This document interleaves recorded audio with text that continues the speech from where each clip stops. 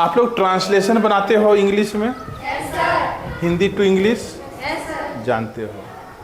आप लोगों ने देखा होगा कि जैसे हम लोग हिंदी में बोलते हैं और यदि उसे लिखना होता है तो सेम टू सेम लिखते हैं। जैसे मोहन बाजार जाता है, बोले इस तरीक़ा से, और लिखना भी हो तो मोहन बाजार जाता है, लिखते हैं। वह क्रिकेट खेल रहा है, तो जैसे बोले वैसे लिखते हैं ना। लेकिन जब अंग्रेजी में लिखना होता है, जैसे हम लोग बोलते हैं हिंदी में, सेम टू सेम अंग्रेजी में नहीं लिखा जाता है। जैसे मैं एक पत्र लिखता हूँ तो ऐसा नहीं है कि मैं का अंग्रेजी पहले लिखेंगे, उसके बाद ही पत्र का अंग्रेजी लिखेंगे, उसके बाद लिखना का लिखेंगे, आगे पीछे हो जाता है। जब हम लोग हिंदी से अंग्रेजी में ट्रांसलेट करते हैं तो किस वर्ड को पहले लिखना है, किसको बाद में लिखना है, उसका सीरियल क्या होगा, ये हम लोग आज जानेंगे। ठीक है। सबसे पहले मैं आप लोगों को बतलाता हूँ सब्जेक्ट, वर्ब और ऑब्जेक्ट। आप लोगों में से कोई भी जानते हो कि सब्जेक्ट किसे कहते हैं, वर्ब किसे कहते हैं, या ऑब्जेक्ट किसे कहते हैं? कोई बता सकते हो? जब हम लोग हिंदी से अंग्रेजी में ट्रांसलेट करते हैं तो इसके लिए सबसे पहले हम लोग को ये जानना होगा कि सब्जेक्ट किसे कहते हैं, वर्ब किसे कहते हैं, ऑब्जेक्ट किसे कहते हैं। किसी भी वाक्य में हम लोगों को पहचानना होगा कि इसमें सब्जेक्ट क्या है, वर्ब क्या है, ऑब्जेक्ट क्या है। आप लोगों में से कोई नहीं जानते हो? सबसे पहले मैं सब्जेक्ट बतलाता हूँ। सब्जेक्ट का हिंदी होता है कर्ता। ठीक है। वाक्य में जिसकी प्रधानता होती है, वाक्य में जिसकी प्रधानता होती है उसे सब्जेक्ट कहते हैं, कर्ता कहते हैं। तो वाक्य में किसकी प्रधानता होती है भाई? इस चीज को कैसे आप लोग समझोगे? जैसे राम, आम खाता है, यह एक वाक्य है। इस वाक्य में प्रधानता किसका है? राम का है, क्योंकि आम को खाने का काम कौन कर रहा है? राम कर रहा है ना। इसलिए इस वाक्य में राम कर्ता होगा, सब्जेक्ट होगा। कोई दिक्कत? राम क्या होगा? सब्जेक्ट।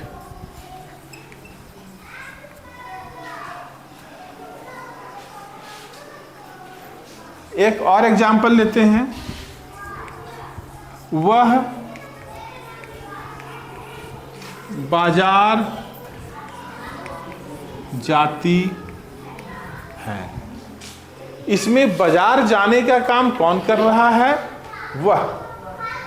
तो वह जो है वह सब्जेक्ट का काम करेगा। ठीक है। तो किसी भी वाक्य में सब्जेक्ट कौन है ये हम लोग पहचानने लगे हैं। मैं एक पत्र लिखता हूं, इस वाक्य में मैं क्या हो गया? सब्जेक्ट हो गया, क्योंकि मैं, पत्र कौन लिख रहा है? मैं लिख रहा हूं। ठीक है। वाक्य में जिसकी प्रधानता होती है उसे सब्जेक्ट कहते हैं। कोई दिक्कत? इसके बाद आते हैं वर्ब में। वर्ब किसे कहते हैं?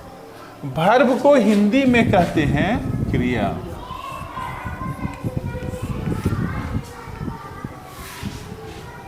जिससे किसी काम का करना या होना समझा जाए उसे क्रिया कहते हैं।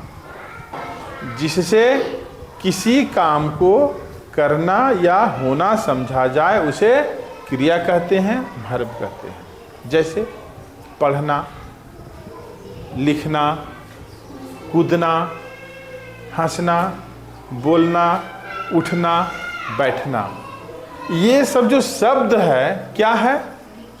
वर्ब है, क्रिया है। क्रिया के अंत में ना लगा हुआ रहेगा। क्रिया को पहचानने का तरीका है, क्रिया के अंत में क्या लगा हुआ रहेगा? कोई भी क्रिया का उदाहरण बोलकर देख लें आप लोग। देखना, इसके अंत में क्या है? ना। कूदना, अंत में क्या है? ना। हंसना, पढ़ना, लिखना, जाना, आना, सब के अंत में क्या है? ना है। तो आप लोग किसी भी वाक्य में अब पहचान लोगे कि वर्ब उस वाक्य में क्या है, कौन है। जैसे राम आम खाता है, इस वाक्य में वर्ब क्या होगा? खाता। खाता क्या है? वर्ब। ठीक है, कोई दिक्कत है? इसके बाद हम लोग आते हैं ऑब्जेक्ट में। ऑब्जेक्ट का हिंदी होता है कर्म। कर्म किसे कहते हैं? ऑब्जेक्ट किसे कहते हैं? क्रिया का फल जिस पर पड़ता है, क्रिया का फल जिस पर पड़ता है उसे ऑब्जेक्ट कहते हैं, कर्म कहते हैं। जैसे राम आम खाता है, राम क्या खाता है? आम खाता है। तो इसका प्रभाव किस पर पड़ रहा है? आम पर पड़ रहा है, इसलिए आम हो जाएगा ऑब्जेक्ट। मैं एक पत्र लिखता हूं, तो मैं क्या लिखता हूं? पत्र लिखता हूं। तो पत्र क्या हो गया? ऑब्जेक्ट। ठीक है। रंजीत किताब पढ़ता है, रंजीत क्या पढ़ता है? किताब पढ़ता है। किताब क्या हो गया? ऑब्जेक्ट। तो अब आप लोग यह भी पहचानने लग गए कि ऑब्जेक्ट किसी भी वाक्य में कौन होगा। राम आम खाता है, तो आम क्या हो गया?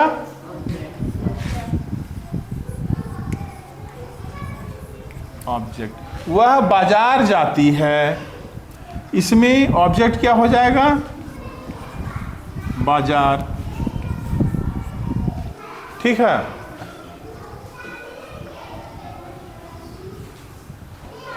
अगर वाक्य है राधा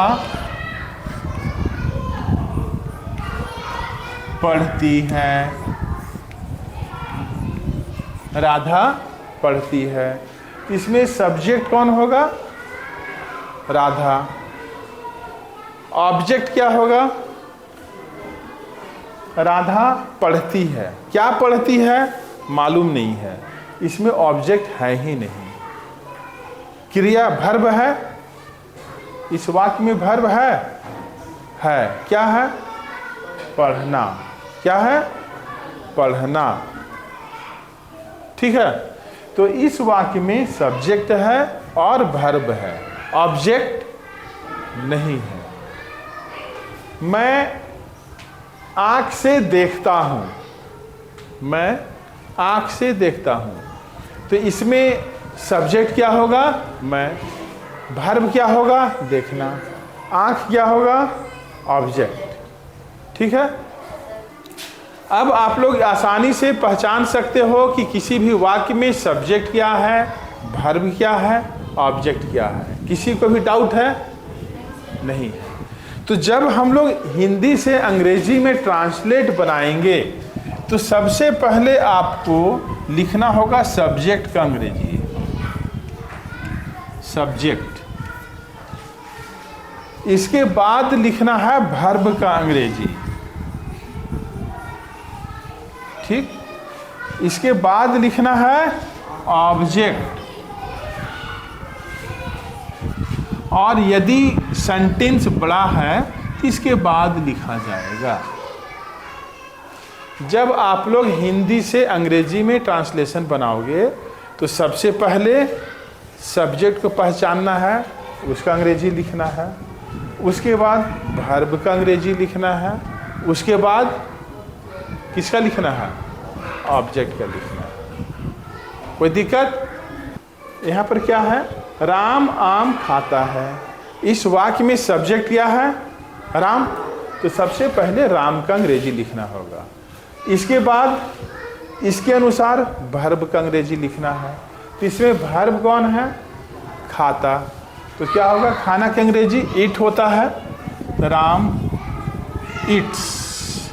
ये सिंगुलर नंबर थर्ड पर्सन का वर्ड है, इसलिए इसके साथ वर्ब में एस लगाते हैं। तो राम ईट्स क्या खाता है? A mango. ठीक है, a mango. Ram eats a mango. कोई दिक्कत? वह बाजार जाती है। इसका क्या हो जाएगा? सबसे पहले अंग्रेजी लिखना होगा सी, ये सब्जेक्ट हो गया। इसके बाद वर्ब, वर्ब की जगह पर क्या है? जाती है। तो सी गोज टू, कहाँ जाती है? मार्केट। ठीक है। राधा पढ़ती है। इसमें ऑब्जेक्ट नहीं है, तो सबसे पहले किसका अंग्रेजी लिखना होगा? राधा का। राधा पढ़ना का क्या होता है? रीड, READ, लेकिन इसमें एस लगाना होगा। क्यों? क्योंकि Radha singular number third person का वर्ड है, शब्द है, इसलिए राधा के साथ लिखना होगा रीड्स। राधा रीड्स। तो इस तरीके से आप लोगों को हिंदी से अंग्रेजी में ट्रांसलेशन बनाना है।